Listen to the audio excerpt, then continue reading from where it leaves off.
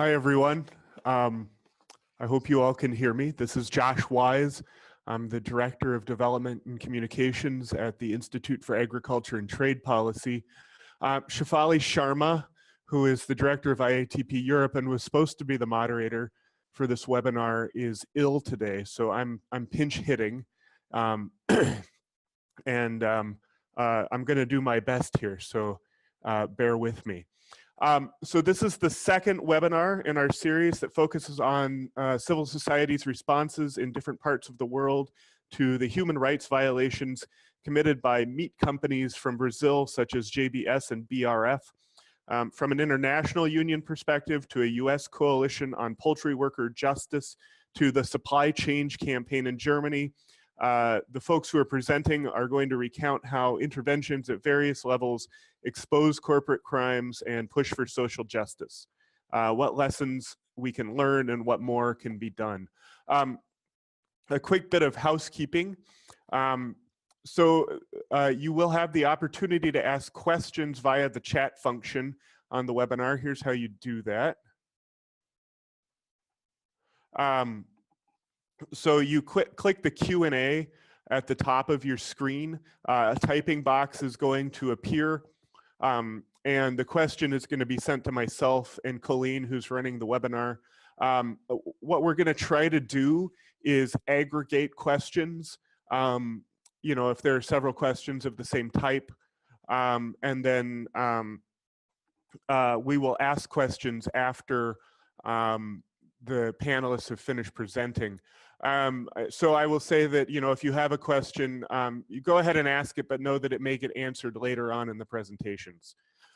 All right, so with that, our first speaker is James Ritchie, the Assistant General Secretary of the International Union of Food Workers. The abbreviation is IUF-UITA-IUL. James has been the Assistant General Secretary for close to 6 years and is leading the work around meat, dairy, and the industrial catering sectors. IUF-UITA-IUL is an international federation of trade unions representing workers employed in agriculture and plantations, including in the preparation and manufacture of food and beverages, hotels, restaurants, and catering services, and all stages of tobacco processing. So James, go ahead and take it away. Okay, thanks very much. Everybody should see my presentation here now on the screen. And first of all, I just want to say good afternoon to everybody on the webinar. And thanks to IATP for organising this, and thanks for the fantastic work they've done so far in exposing the human rights abuses and environmental abuses from big meat with a special focus on Brazil. My organisation has been introduced well by Josh, and but just to reiterate that not just the numbers, but our work is really focused on defending our members' rights within sectors, companies, and their supply chains. Our members are affiliated unions who affiliate to us directly, and we represent them and of course the members of those particular affiliated unions. And we also do our best to represent those millions of workers who through various reasons are not able to belong to trade unions or pay affiliation fees. So within the IUF we have a meat division that's comprised of affiliates with membership in red meat and poultry. So we just have a look here at this slide. I don't need to go back over those slides. I don't think I just spoke to them, but this shows a decade of huge growth in industrial meat. And if you can see the big tall skyscraper in Manhattan on the right of the screen, that is JBS. And from 2005 to 2014, it grew by 2,693%. That's the sales growth of that particular company, and that's astronomical. Brazil Foods to the left, second on the left there, 825% growth from 2000 to 2014, a little more than a decade. And Marfrig, just to the right of JBS, from 2004 to 2014, it grew by over 1,000%. So these are phenomenal. This is phenomenal growth from these meat companies based in Brazil. This slide is from our website, and it's a recent story that highlights yet another assassination or murder of a rural worker and land reform militant in Brazil, in the state of Para, where there have been many others murdered. And in fact, in 2017, the Catholic Church's Pastoral Land Commission recorded 63 targeted rural assassinations in 1 year, higher than any year since 2003. And this is largely because the political climate in Brazil is deteriorating and allowing these assassinations to occur with impunity. Brazil's Bancada Ruralista, the powerful agribusiness lobby whose votes in Congress help sustain the current president, President Temer, has aggressively pursued its agenda aimed at rolling back land rights and legal protections for small farmers and indigenous communities to feed their expanding appetites. And our regional office in Latin America has written to the Brazilian authorities asking how long union and peasant leaders and those defending the environment can continue to be murdered with impunity. And so far there's been no reply to that letter. And this is the environment in which the highlighted slavery within poultry, the workers who catch the chickens in poultry farming is allowed to proliferate. So JBS and BRF, Brazilian companies, of course, say they have supplier monitoring programs to ensure compliance with labour laws, but the monitoring and auditing clearly does not work. In our view, in the view of the International Union of Food Workers and our affiliates, the only guarantee of rights is the existence of an independent democratic trade union in the workplace. Then you have a 24-hour a day and 7-day-a-week auditor of rights being protected. But the environment, of course, in many, many parts of the industry around the world makes this extremely difficult. There has been progress in recent times in Brazil in meat processing. In 2013, after a 15-year fight, by our affiliates, the Lula government in Brazil passed comprehensive health and safety legislation for the meat sector. That affected over 1 million workers, and it included mandatory regular breaks, ergonomic design, union participation in health and safety through union management committees, a comprehensive union education campaign where workplace representatives were educated around the health and safety protections. And so it was a very good program was being implemented up until at least a year or so ago. Unfortunately, in 2017, the Temer government has commenced its attack on trade unions. I won't go into the details of that, it's quite complex, but it basically means that they were stripping away their financial base in many ways, and this weakens the ability to monitor and enforce standards in the meat processing plants, which the companies resisted these reforms and are lobbying heavily in the Brazilian parliament to weaken their enforceability. So some of the pressures, as many of the participants in the webinar will know, on what causes slavery and forced labour and other human rights abuses in the meat sector. The cost pressures from major retailers are certainly a factor. Deregulation is certainly a factor rather than strict regulations over labour standards. Trading practices that devalue human rights at the expense of investor rights are continuing to be signed all around the world. They all contribute, as I said, to slavery and forced labour. In South Africa, after this report by the Institute of Agriculture and Trade Policy was released, did contact the Poultry Association contacted the South African government and is asking Brazil to explain why there is slavery in the chicken industry in Brazil, and asking the South African government, to ask the hard questions. And the Food and Allied Workers Union in South Africa, which represents poultry workers, has declared support for the Poultry Association and requested urgent intervention by their government. And we're very pleased that there's been such concrete response to the report already. There is a photograph of South African workers protesting against dumping of chicken from the European Union and from Brazil into South Africa. And there is no level playing field in the production of chicken or trade, certainly in a way which supports South African workers. And that's one example of how the slavery in Brazil has international consequences.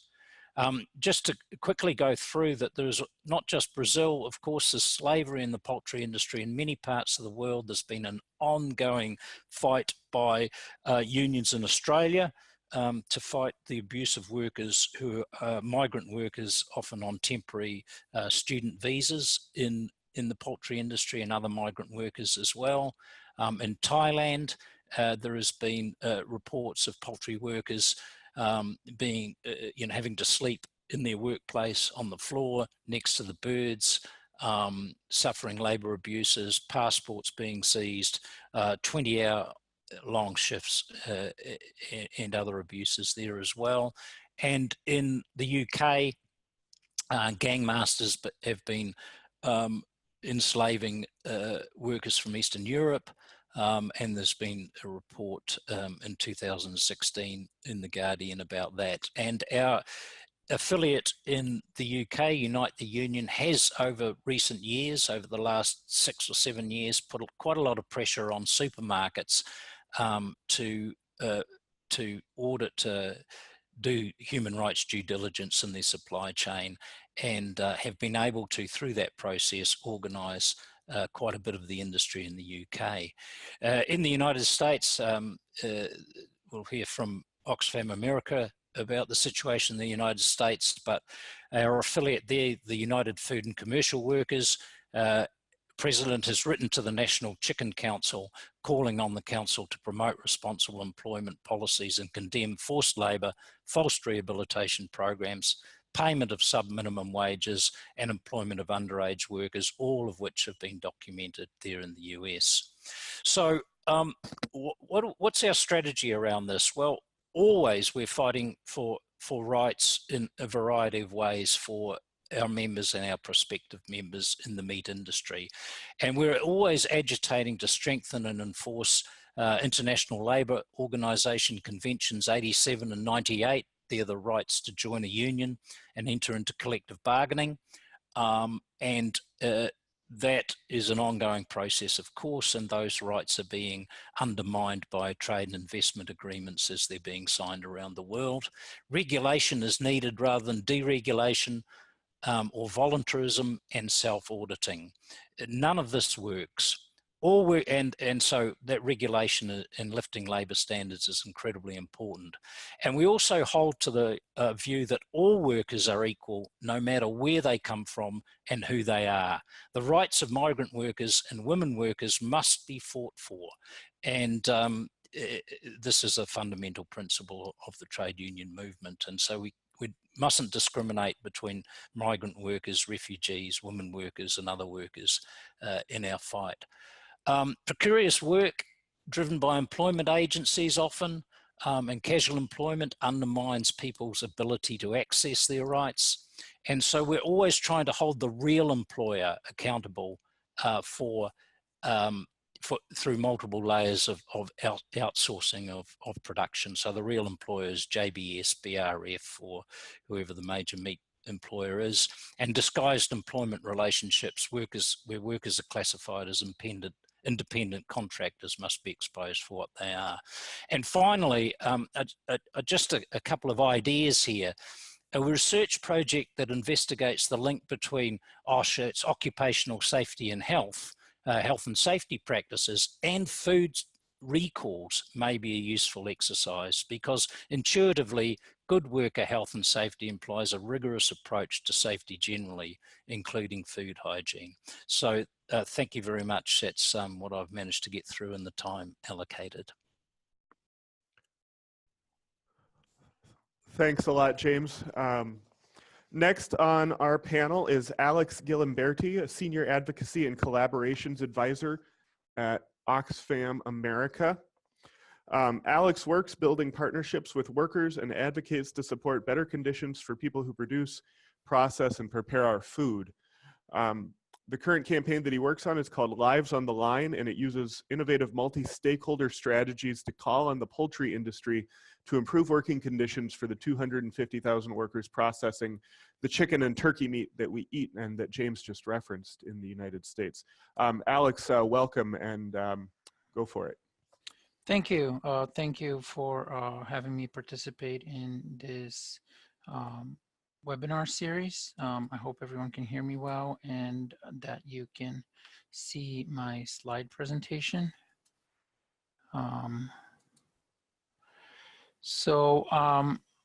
The situation and the conditions of poultry processing work in the United States are not very different from what James presented on his slideshow. So I'm going to go through that very quickly and then talk about what Oxfam has been engaging in with a coalition of allies to tackle some of the problems that workers face in the poultry processing industry in the United States. So the Lives on the Line campaign is a campaign that Oxfam has been publicly engaged in since 2015. And we started working and researching for that campaign even before that. So one of the main reasons why we chose to work on the poultry industry is because of the fast pace of growth that this industry experienced. As James pointed out, rapid industrialization and consolidation. So you can see that poultry production in the United States has transitioned from being small farms operations to mega chicken producing factories. And the consumption and sales of chicken in the United States has also skyrocketed. Something that is peculiar about the consumption, the sale and consumption of raw chicken in the United States is that trade regulations do not allow raw chicken meat to be imported to the United States. So all the chicken that is consumed here is raised in the United States as well, which means that with the global consolidation of the market, you see that some companies, some that are the same companies that were on the slide from James' presentation, have been growing their grasp on the market, with Tyson Foods being the largest company.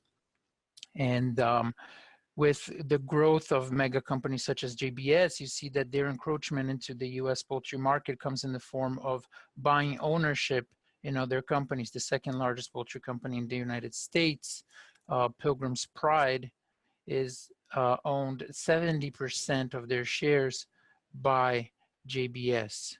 So,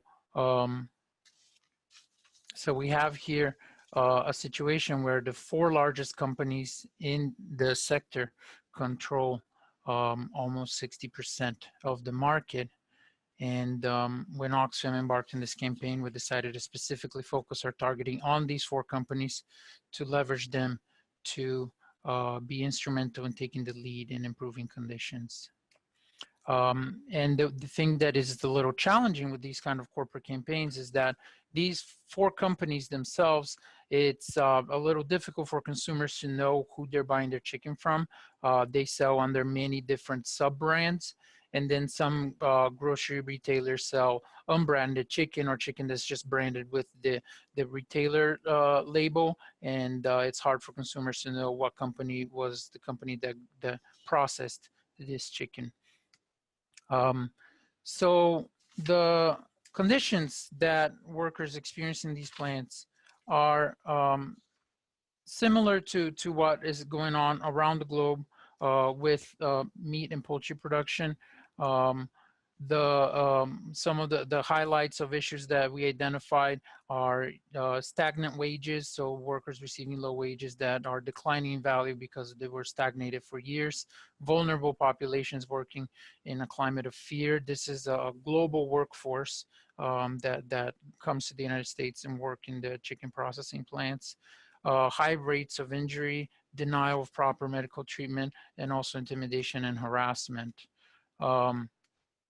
A snapshot of what compensation looks like in this industry. The average wage for poultry workers is $11 an hour.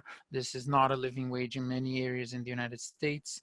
Poverty level is at 20,000. So many workers are just at the poverty level and having to rely on public assistance to make ends meet. Health and safety conditions, injury rates in the poultry industry are much higher than the average for all workers in the United States. Poultry and meat processing are some of the most hazardous industries in the United States. Injuries experience, workers experience significant types of injuries, including trauma and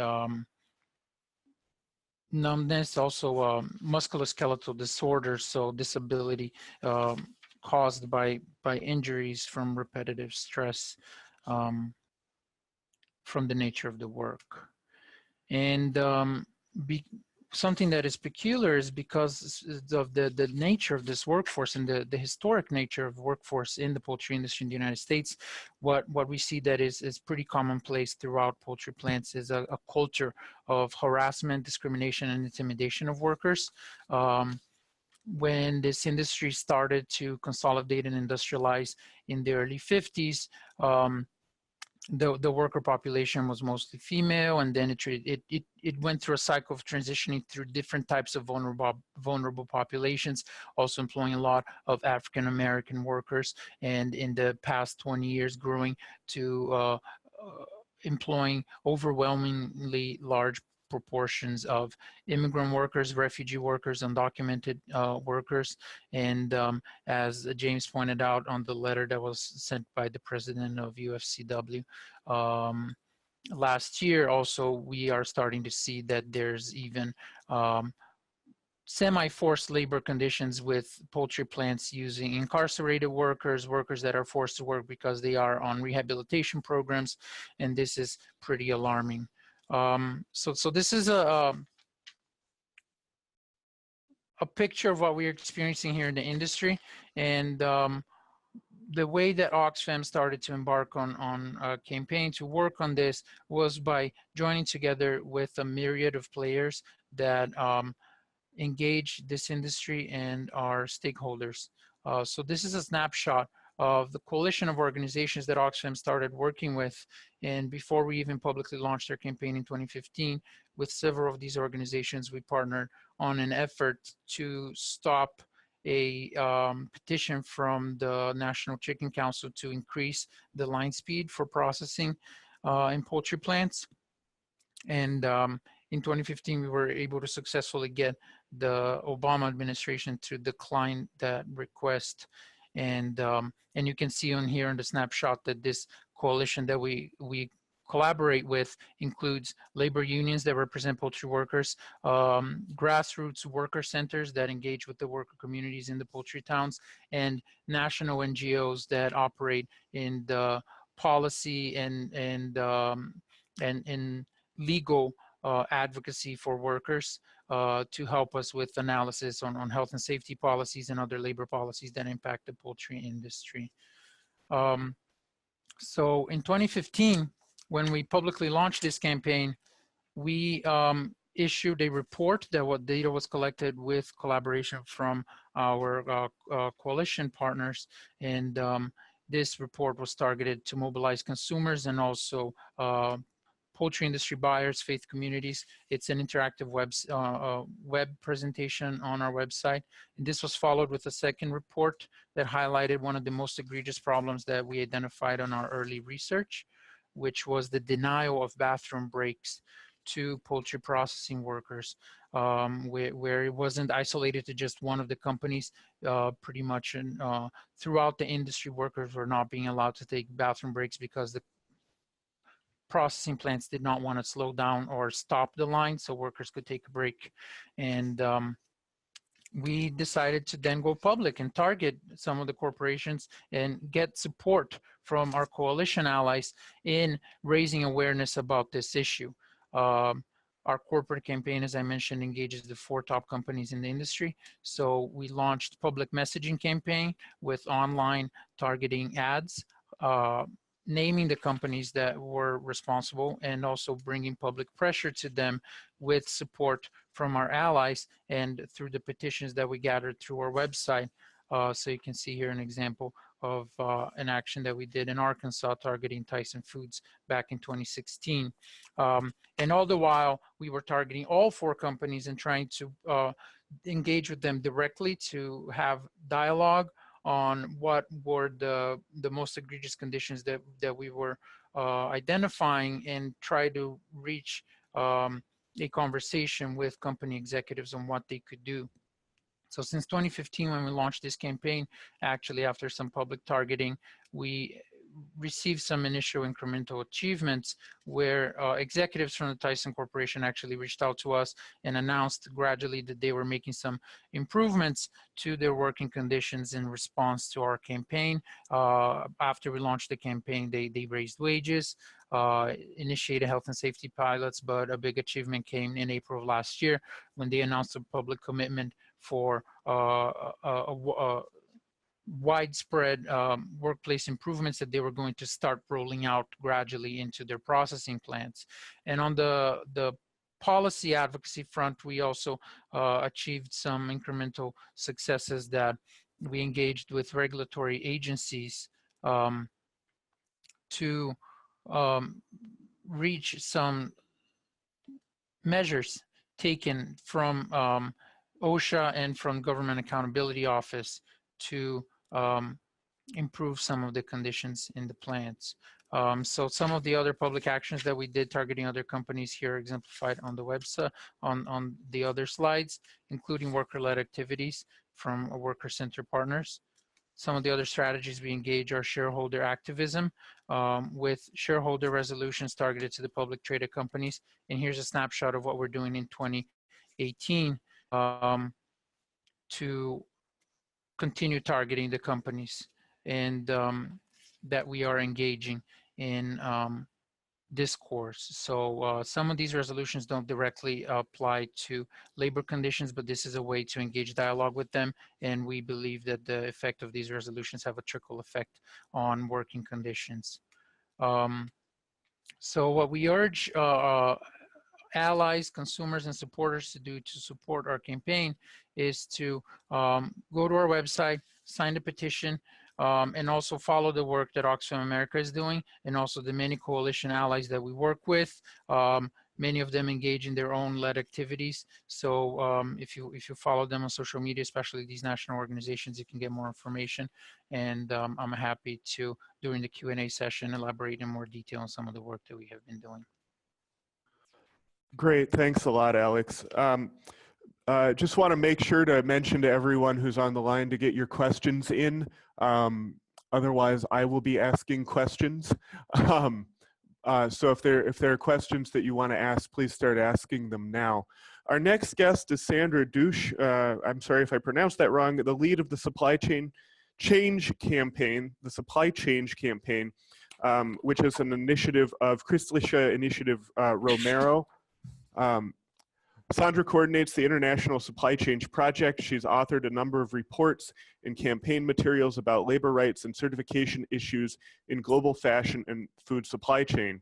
Sandra works closely with union networks to improve working conditions and bring about real change for workers on the ground. And I believe right now she's on the line from Germany.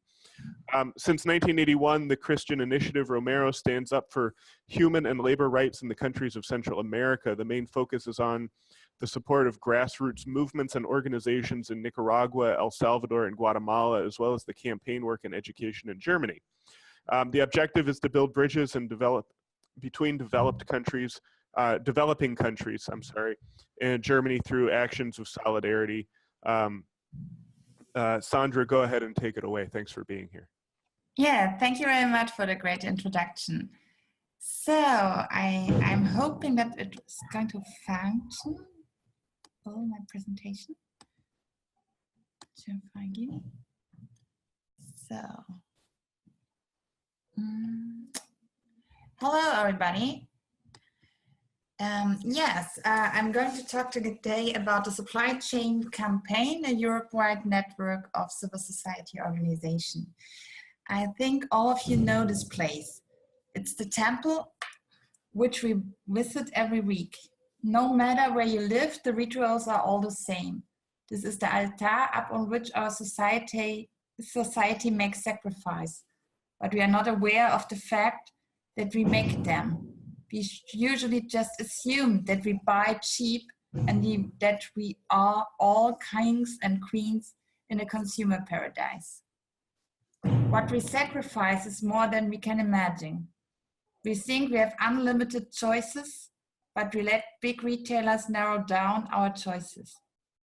We think we save money, but we externalize the cost on people and the environment.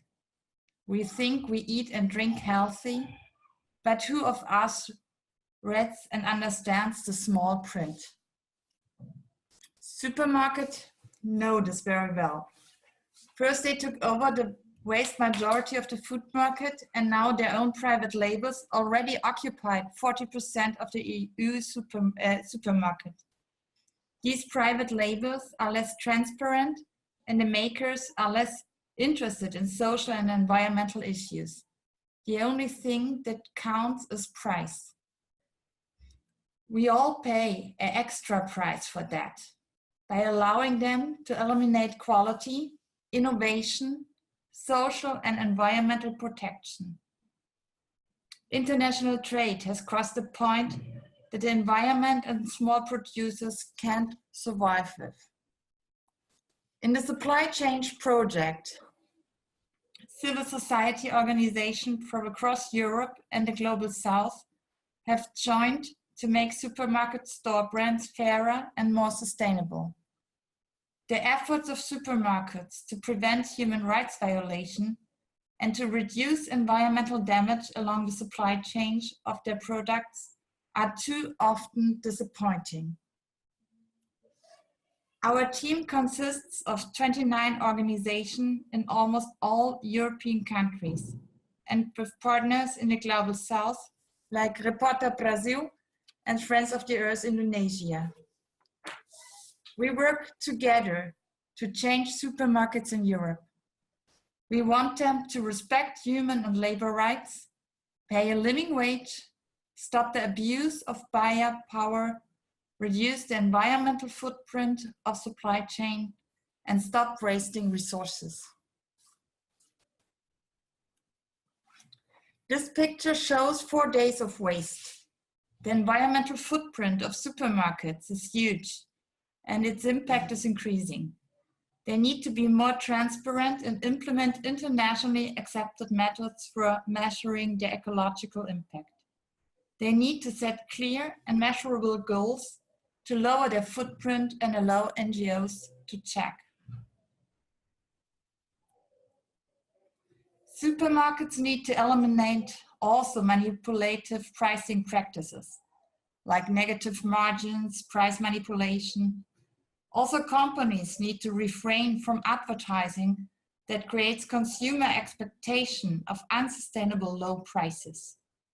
Even Walmart could not survive the extremely price war we have in Germany.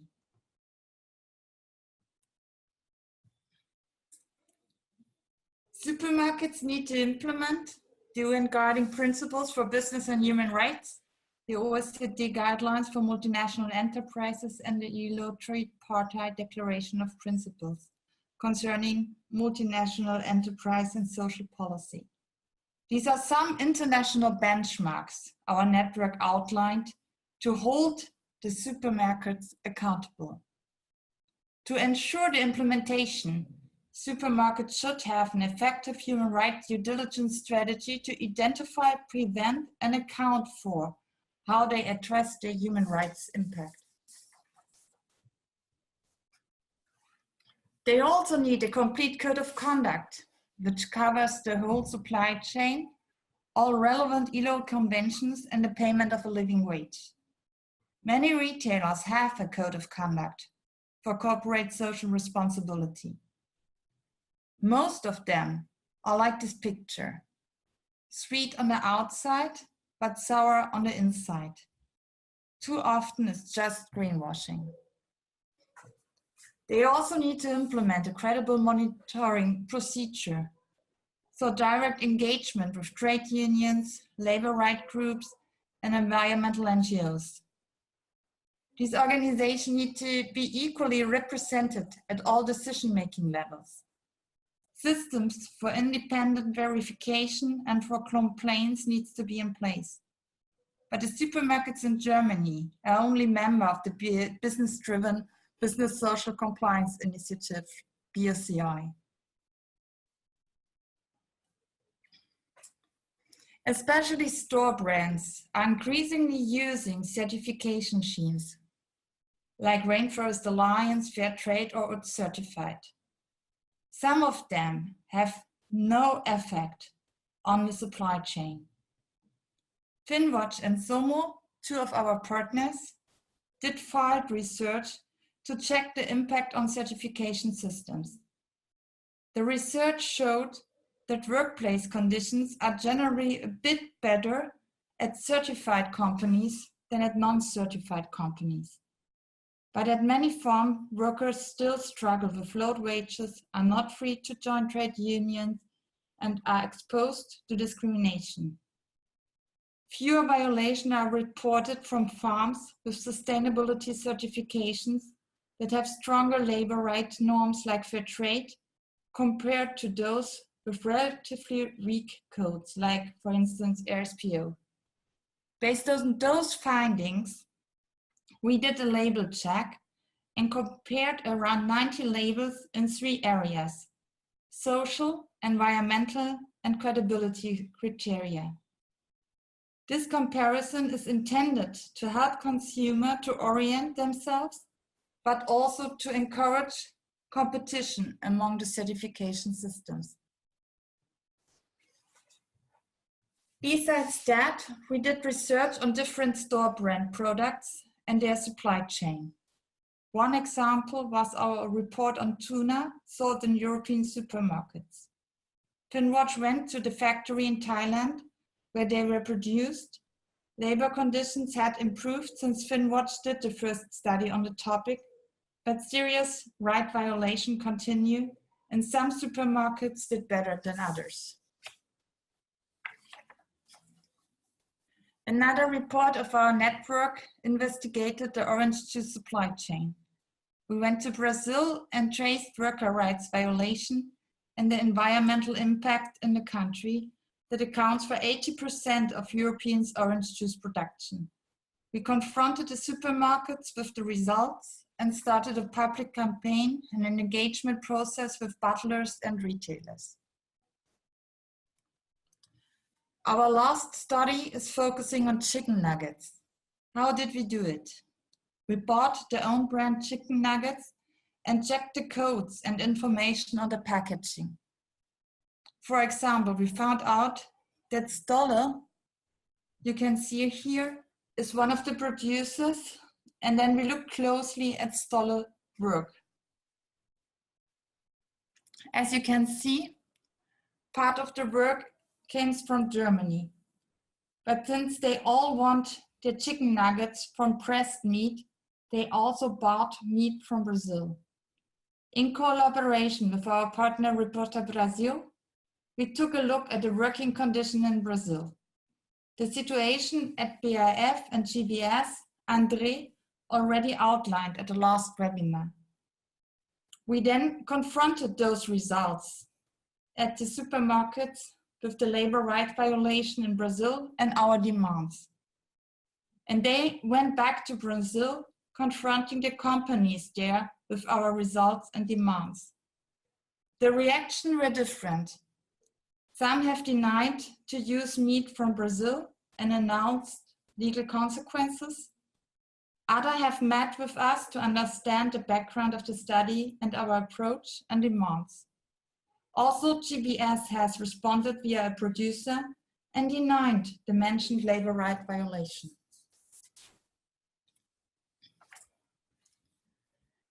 Our campaign is based on different tools and different ways to attract attention. Here are some of those examples. The big picture you can see, there you have several street action. For instance, with the Wir haben es satt network in Berlin on the 20th of January. Over 30,000 people went to the demonstration in Berlin for better and alternative agricultural system, demanding better working and living conditions worldwide. We did press work around the publication of the study Unser täglich Fleisch. You can see on the right side underground. We are using ad busts for street action and others, like the one here focusing on Lidl, and where it's written Ja is focusing on Rewe. And the Wimmelbild you see on the top is for schools and teachers to use in their schools. So it would be great if you could support us by sharing information, supporting our Twitter action, and by asking at your supermarket, where is the meat and the nuggets coming from? Do you have any certification? If yes, which? And could you please share the audit reports? If you get this information, please share it with us, and maybe we can use it for dialogue with the company or for our further campaign work. Thanks a lot. There you can find more information about our work. All right, thanks a lot, Sandra. All right, so we're going to open it up to questions now, and I'm just going to start trying to synthesize some of these. You guys have asked some very good questions, and I don't know that we're going to have time to get to all of them. But the first thing, we had several questions that, and this maybe is for all the panelists. These victories that you've achieved is the result of a lot of hard work, and having been an organizer, I know just how hard won a lot of these victories are. I'm wondering what the mechanisms are for ongoing accountability, whether it's at a chicken factory in Tyson in the United States or within the supermarkets in Germany. You know, to any of you, what are you doing to ensure ongoing accountability after you get these wins? You mentioned Tyson specifically, so I can elaborate a little bit about Sure. that. And thank you for the question. I think that's an important point to add. So our public-facing campaign engaged with consumer, faith leaders, and allies to exert public pressure on the company.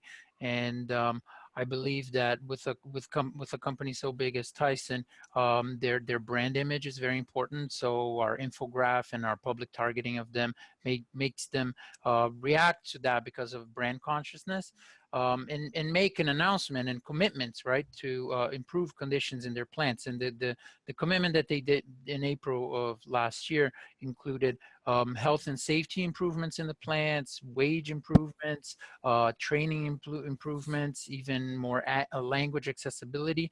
So a lot of things that are in line with what we wanted to see improve in these plants. But of course, getting them to this commitment is the first step towards a substantial victory for workers. So that's why it's important for Oxfam to work with the worker-led organizations that represent workers that are at the plants, whether it be the labor unions or the grassroots worker centers, and collaborate with them, and also in dialogue with Tyson to come up with verification mechanisms. So we continue to ask and expect that the company will operate in a transparent manner, divulging as much public information as they can, and if there's sensitive information, that they at least divulge that to Oxfam and the worker-led organization, so that we know that these commitments are coming to fruition. And we can also verify them by hearing stories from workers that are employed at these plants. Would anyone else like to chime in? Go ahead. Well, just briefly, I would endorse all of that, and it's when we are able to establish an independent and democratic trade union in a workplace, that is the best way of monitoring, ongoing monitoring of standards and preventing abuses. That is not always possible, and it's certainly not easy, and so holding the companies to account to do human rights due diligence as they're required to do under the OECD guidelines for multinational enterprises in their supply chains, wherever we're able to do that and wherever possible, and highlighting abuses and agitating and continuing to agitate until those human rights violations are rectified, it is one of our tactics, and we do it wherever we can. It's very difficult, it's not always possible, but we certainly want to hold the feet of these corporates to the fire as consistently and as often as possible, so that they clean up their supply chains and clean up their own processing plants. And Sandra, could you talk about it a bit on the consumer side, how we know the labels are doing what they purport to be doing after the labeling has been in place, and what's the transparency mechanism there? I think we don't have the one label which fits all needs. So it's just one approach where we still have a lot of challenges to confront with. And I think the combination of having unions in place on the working place and having NGOs on the consumer side checking where are the problems, and having a certification scheme. If we can kind of put this together in the time where we don't have legislation, would just be the best way to kind of control the supply chain. I think that's the only chance. And if you see the ones they are using, like BRCI, there hardly are any systems which you really can say, oh yes, that's kind of advanced, or that will kind of improve something. It's just mainly greenwashing, or at least not really helping for implementing basic social standards. Mm-hmm. So the next question I want to try to get at, which several people who have asked questions have kind of got to, is I guess this issue of collaboration. That labor rights are obviously a major issue in meat processing, but I guess they're not the only thing that's troubling about the meat processing industry. You know, IATP just put a report out linking a lot of these corporations to climate change. There are also some serious animal welfare concerns going on in the factories. Can you talk about the collaboration work that you've done with groups who are organizing around different issues, and has it been a mutually beneficial situation to have a diverse coalition? Because I know when you're working with diverse coalitions, often you can quibble about very small but heartfelt differences. Yes, I mean, maybe I can say something about it. As we have on national level, we have a really big variety of different actors. And this is from really social focusing NGOs until environmental focusing NGOs and animal rights NGOs. And they have really different approaches, and it's a really struggle. I think we have to fit and find the overlap, but yes, once in a while it's really hard to overcome this kind of, the most important issue is that the chicken feels happy. Yes, we as a social organization, we don't think so. Mm-hmm. Either of the other of you two care to comment on your coalition work? Well, it's always difficult, but it is important. The contradiction or some of the conflict internally within our organisation is that we know that there's no doubt that the current industrial system of food production is completely unsustainable from the point of climate change, particularly if you think about raising animals in the industrial way that it's happening.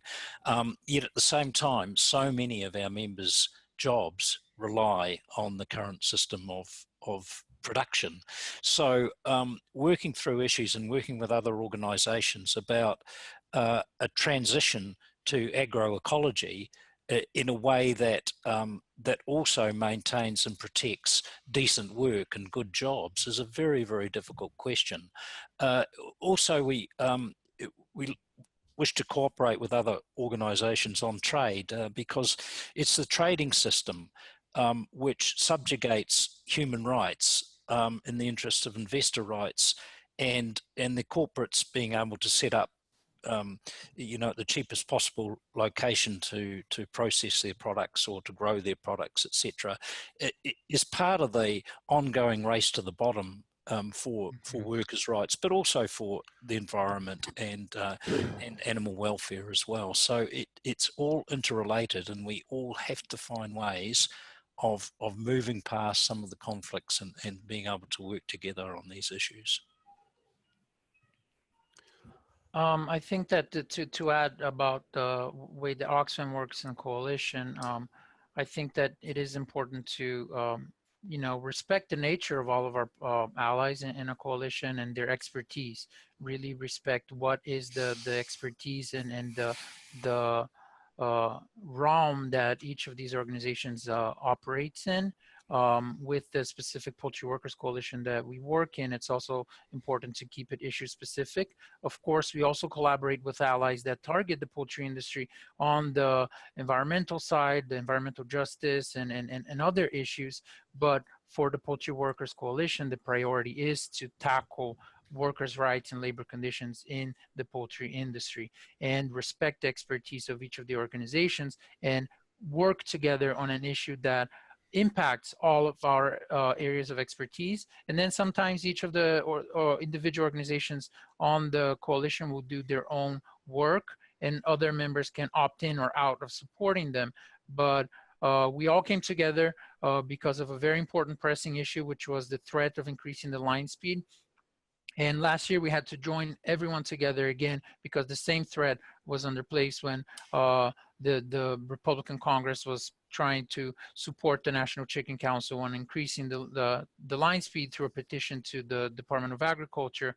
And I updated my slide just before the presentation this morning because we just heard news today that USDA declined this petition. So this is a great achievement of the way that we worked in this coalition space by bringing the voices of experts on health and safety and the voices of workers and their lived experiences in the plants. Now, that doesn't mean that the work stops there because, of course, the poultry industry is going to continue to try to explore other ways to increase line speed. And the legal experts and health and safety experts in our coalition, including UFCW, are continuing to follow this and find out if we're going to have to issue legal challenges to individual companies trying to achieve the increase in line speed without a regulatory process. The next question I want to ask, we've had, you know, IATP, of course, has the word trade in our name, and we have a fairly robust analysis of global governance initiatives. But, you know, James, you had mentioned the race to the bottom, and I know, you know, in the case of chicken, it's all being more or less sold in the US. So what I'm wondering, I guess, is how do we make these campaigns have a global impact in an age of globalization in which policy is being set at international levels and corporations are operating at multinational levels, yet the impacts and the campaigns on the ground are often very localized. How do we bridge that gap? I know it's a hard question. well, just as a comment, I mean, I think we're all very good at critiquing the current trading system. Our weakness is what are we promoting? What is a fair trading system? And because trade in itself is not a bad thing. Trade's a good thing. So how do we promote a trading system that works for people and works for the environment? I think the trading system, what we can unite around, I believe, is a trading system based on rights rather than based on, you know, the financial imperatives of corporates. Now now we can't. It's very hard to get there. My home country, New Zealand, if it unilaterally decides to have a different perspective on trade and puts rights at the centre of trade and puts in jeopardy its dairy industry because it has a different approach to everyone else in trade, then it is at risk of impoverishing itself as a country quite quickly and being penalised by bigger economies for taking that path.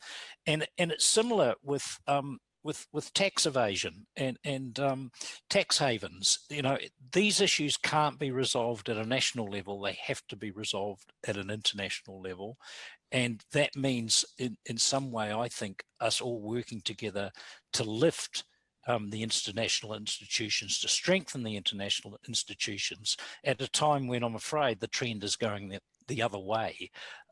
So we're not being very successful, but you know, a treaty, an enforceable treaty that enforces rights in global supply chains would be a step forward to try and help this. An enforceable treaty that prevents corporates hiding their money in tax havens would be a step forward. And I really can't see this issue being resolved one state at a time.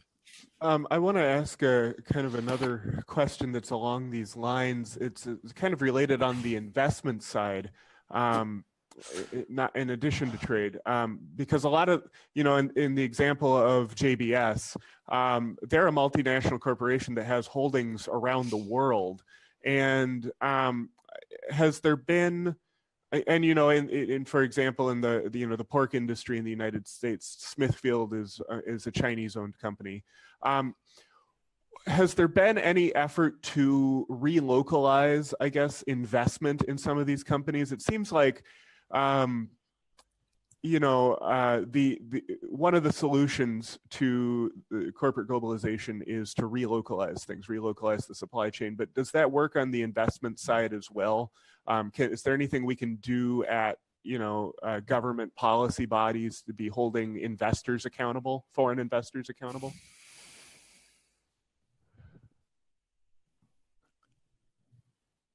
It's okay if you don't know. It's a complex question that people ask. You know, people have very interesting questions here. So I'm doing my best.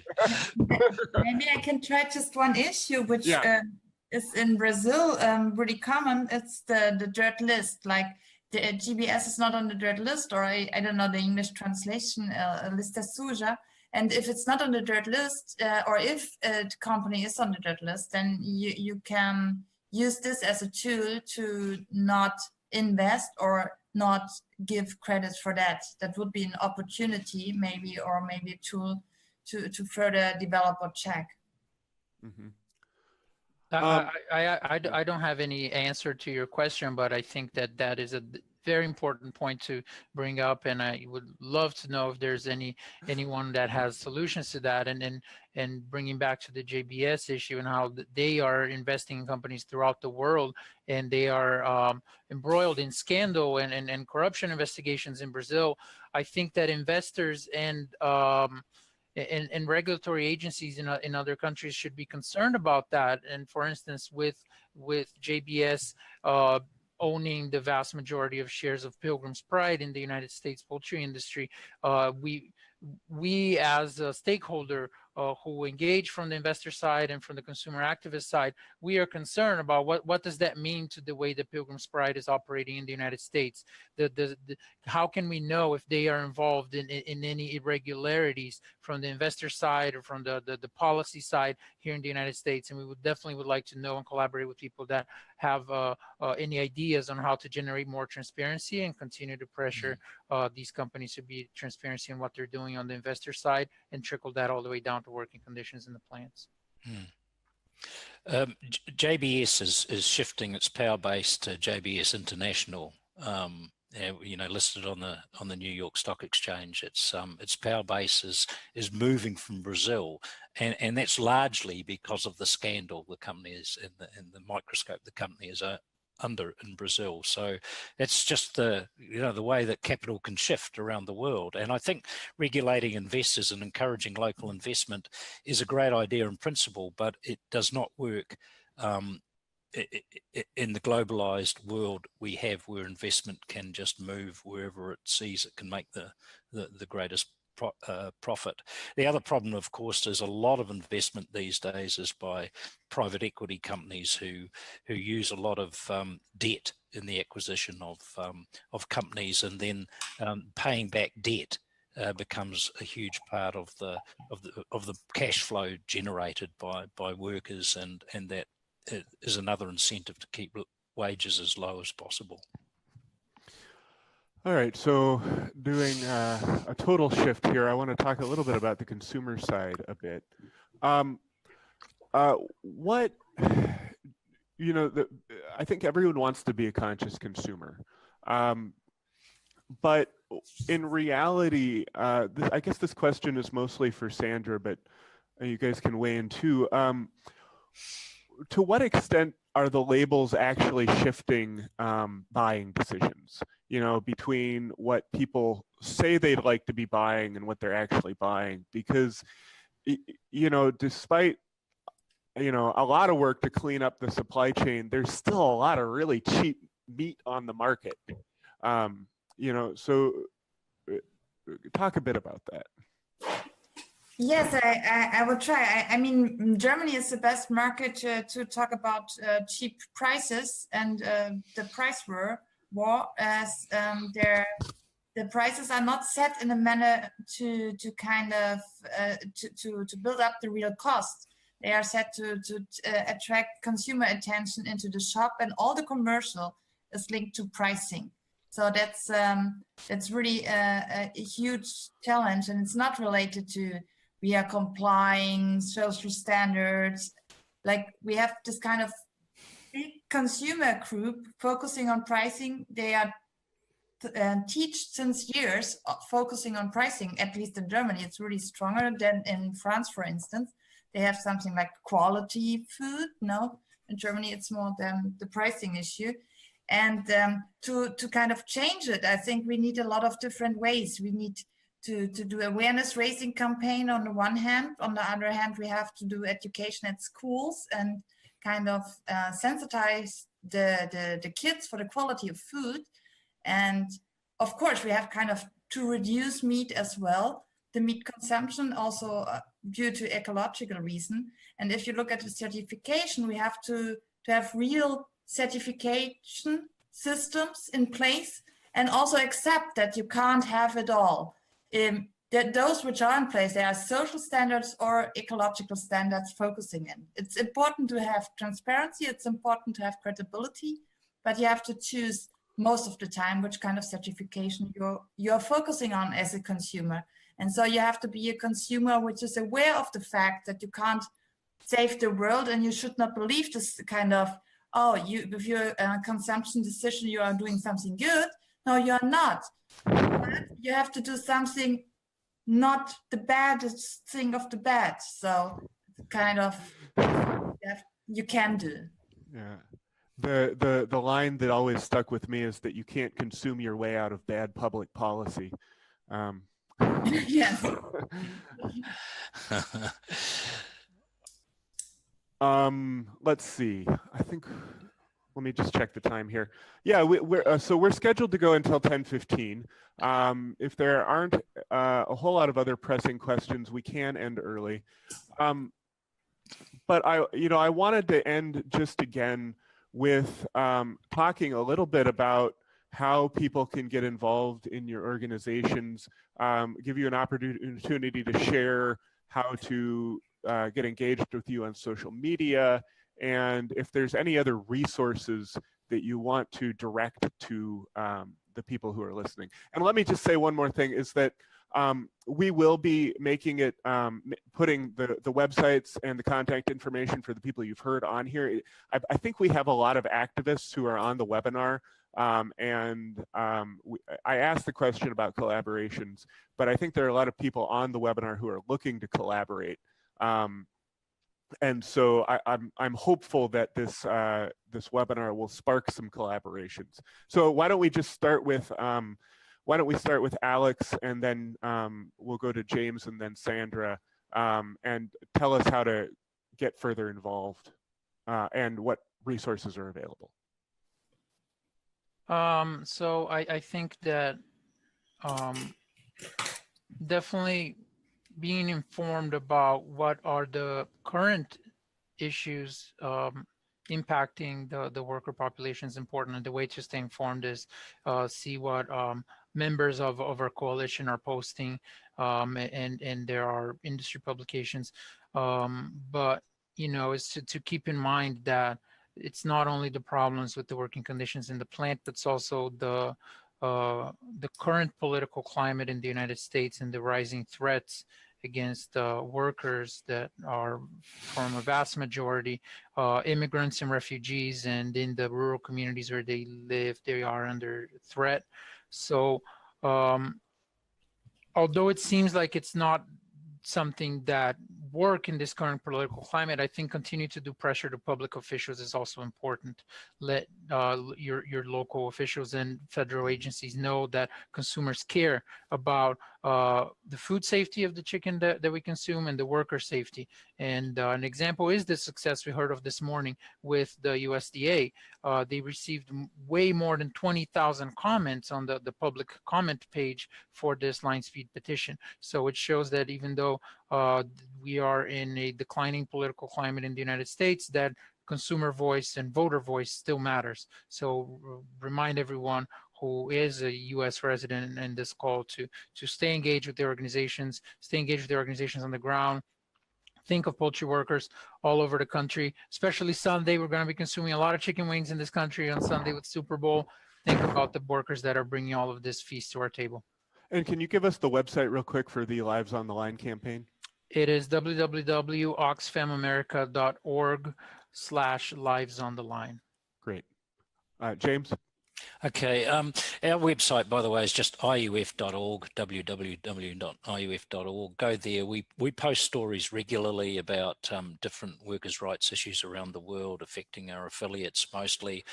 In terms of getting involved, I mean, probably most of the people on this webinar are activists, and so it's continuing to be active.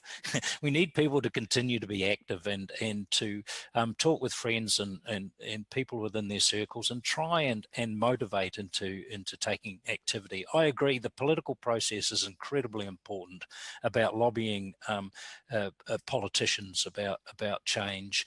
The question about consumer behavior before, you know, it's very difficult for consumers with very limited means to change their supermarket shopping habits, because the cheapest food is often the food that's globalized, it's the worst nutrition, all of those kinds of things. So I think pressure, you know, in a number of ways, whether it be with environmental groups, whether it be with workers' organisations, you know, encourage people to join the union. That's an easy thing to say. It is not easy to do if you're in a country like the United States and you're in the southeast and you're working in a poultry plant. You know, join the union, you'll lose your job. So it's much more difficult to do that. Start taking up the issue about appropriate nutrition. With supermarkets and that put pressure on processors to make sure that food is affordable and nutritious, because that's all part of the whole process as well. And agitate as much as you can against trade and investment agreements, because that's part of the whole system that's driving these human rights abuses. Great, thanks. And Sandra? Yes, I think it's important to be political active, like asking for binding UN treaty and support campaigns to do so on national or international level.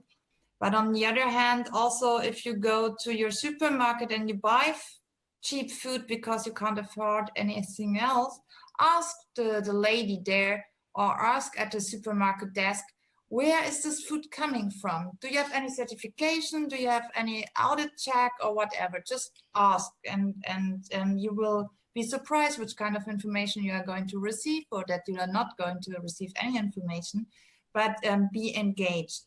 And of course, we have a lot of material. If you like, you can use it if it's your language. If not, you can adapt it into your language. I think especially Adbus are working really good to kind of get attention from people which are not so activist, or which are not so engaged, or which are not willing to read a whole study of 30, 40 pages. So kind of, yeah, be aware of the fact and get others involved. I think that's important. And yeah, I Great. think we can make it. And is there a website where we can go to find out more about your work that you can tell us just real quick? Yeah, it's like www.supplychange.org or www.supplychange.org. And yes, you saw it at the presentation at the end. Great, thanks a lot. Well, we're going to post this webinar online after we're done here. It's also been on Facebook Live, so you can go on Facebook and see this again and share it so all your friends can see it too. I want to thank our panelists, Sandra Douche, James Ritchie, and Alex Galimberti. I want to thank Colleen Borgendale on our staff, who's been running the behind the scenes on the webinar. I also want to give a special shout out to Reporter Brazil, who did a lot of the original investigative work that spurred these series of reports and the webinars. If we haven't answered your question in full and you feel like you want to follow up, we hope to have people's information out, and you can check our website, www.iatp.org, for updates and more information. All right, thanks everybody. Thank you. Thank you. Thank you.